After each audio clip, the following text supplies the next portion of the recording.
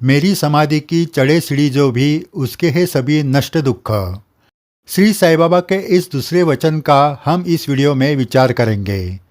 पहला वचन, सीढ़ी में पड़े पाँव ये जिसके, टलते उसके कष्ट सभी। इस वचन का ही ये दूसरा भाग है। दोनों वचन एक जैसे ही है। सीढ़ी में पाँव रखना और समाधि की सीढ़ी चढ़ना एक ही है।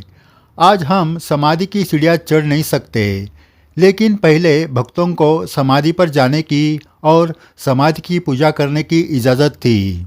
बाद में भीड़ बढ़ने के वजह से समाधि पर भी भीड़ होने लगी। इसमें गलती से भक्तों के पाँव का स्पर्श समाधि को होने लगा, इसलिए संस्थान ने ये सुविधा बंद कर दी। अब हम दूसरे वचन का विचार करेंगे।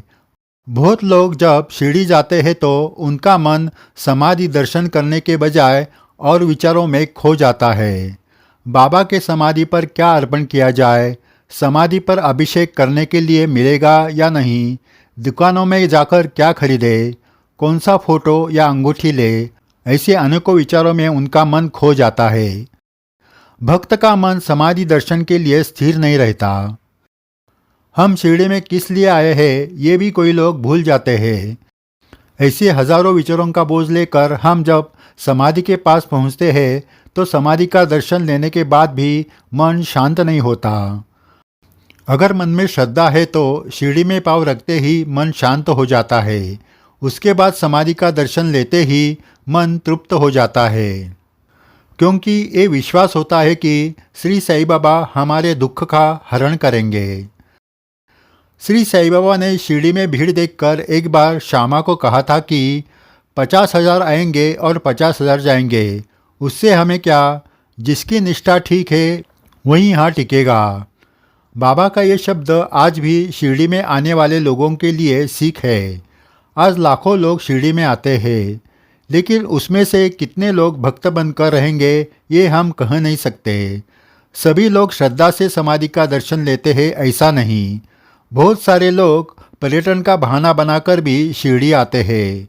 बाबा की मूर्ति अच्छी दिखती है, सोने का सिंहासन, दीवारों पर सोना, ये देखने वाले लोग भी यहाँ आते हैं।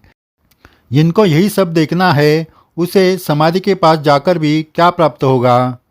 अमीरों के दुख अमीर जानते हैं तो गरीबों का वाली कोई नहीं होता। हर एक इंसान के अलग अलग दुख होते हैं। इन दुखों से बाहर निकालने का कोई भी मार्ग नहीं मिलता, तभी वो इंसान सही चरणों में समाधि के पास आ जाता है।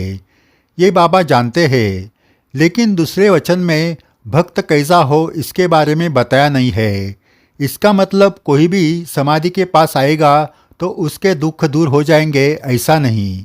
पहले और दूसरे वचन में सीढ़ी में पाँव रखने पर और समाधि का दर्शन लेने पर दुख हरण हो जाएगा ये जरूर कहा है, लेकिन दोनों वचनों का अनुभव आने के लिए श्रद्धा की ज़रूरत होती है। त्वमेव माता पिता त्वमेव, इस भाव की ज़रूरत होती है।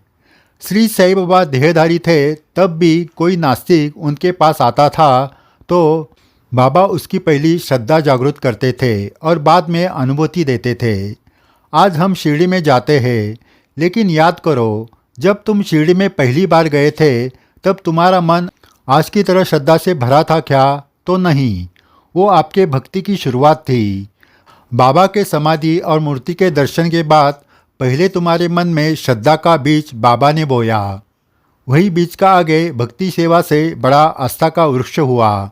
उसी वृक्ष के द्वारा हम सही अनुभूति के फल चख रहे हैं।